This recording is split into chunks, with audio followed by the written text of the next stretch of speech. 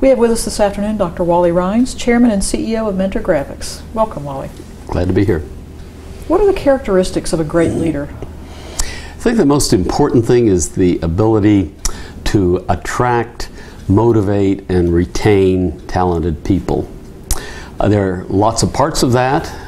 It's certainly key employees need to be able to feel responsible for their part of a mission or an objective, and I find people who are not great leaders, frequently the reason they fail is because they don't know how to delegate, or they delegate but they don't take responsibility.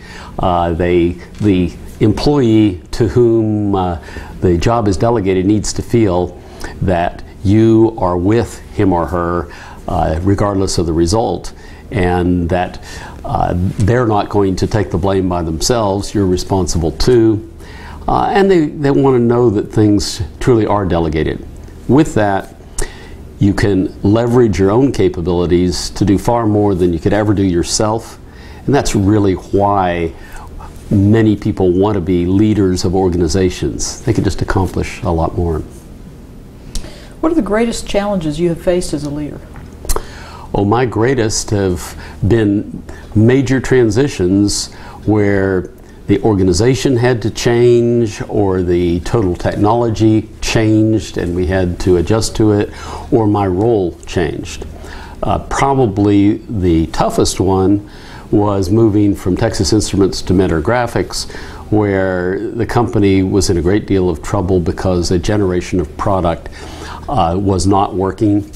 It had been committed and was simply not performing and not able to move ahead, and making it successful was not an option. What had to happen was develop a whole new generation, keep the boat afloat during that period, reverse the negative cash flow and the negative profitability, bring together a team that worked very differently from how the company had evolved, have a strategic direction to get back in the market for the next generation, and then execute upon that. And it doesn't happen quickly in a business like electronic design automation software, but it did happen, and so we began to grow and now have grown even more, and so the performance is dramatically improved. How did your engineering education prepare you for leadership? My engineering education was focused on problem solving. We would, every class, have an assignment that was a set of problems that we did before the next class, and there was no right answer usually. So what it really taught us to do was figure out what are good assumptions, what are reasonable assumptions to make the problem solvable, and then how do I apply the methods I'm learning, or mathematics or something else, to actually get a solution, and then reason, is that a reasonable solution and could it be implemented effectively? And we did this again and again, and also we were allowed to work with each other if we chose to, or you could work alone, but a large part of it also was figuring out how to get an idea from one friend and talk to another and put it together and move your own thinking on the problem forward to come up with the best solution for the problem. What other methods of leadership development were important in your growth as a leader? Well, I started very early. I was very active in the Boy Scouts, and I was in the Army, and I had a lot of opportunities to lead organizations. And in college, I was president of the Engineering Student Council, so I got opportunities to have both the frustration and the benefit of having a group of people who were serving as volunteers to keep them motivated, creative, and productive, but at the same time study hard, keep grades up, work with the Office of the Dean of Engineering on programs for students. It was a lot of good training before I ever left college. What advice would you give to students who want to become great leaders? Well, first I'd say what is it you want to become? Do you want to become a manager of many people? Because there are lots of kinds of leadership. Even there are leaders in the literary community who are the writers who set the next trend and so on. But I think usually when they ask the question, it's leadership of other people, this leverage of your own skills to create a larger outcome than you could do by yourself. And so I would say, if that's your direction, volunteer to head committees, manage anything you can, get summer jobs, and most importantly, learn from your failures. So go ahead, take some risks, because if you can make your failures early in your career, then the damage is not that great, assuming you learn from your failures. And it's those lessons that then you cumulatively build so that you won't make an error when it causes a big problem, and you'll have built up that base of experience in your own mind. What can universities do to support leadership development? Well, universities provide our leaders for most businesses and enterprises almost by definition. And I think the basics the university provide are necessary tools for any kind of business. In engineering, the math, the science, the fundamentals are still used every day by me.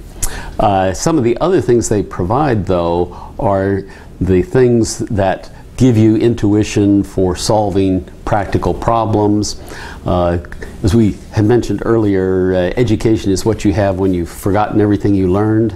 And I found that I picked up a lot of things just from the problem-solving process, the teamwork, the interaction that a university provides. And I think those are all important lessons. And I would add one more.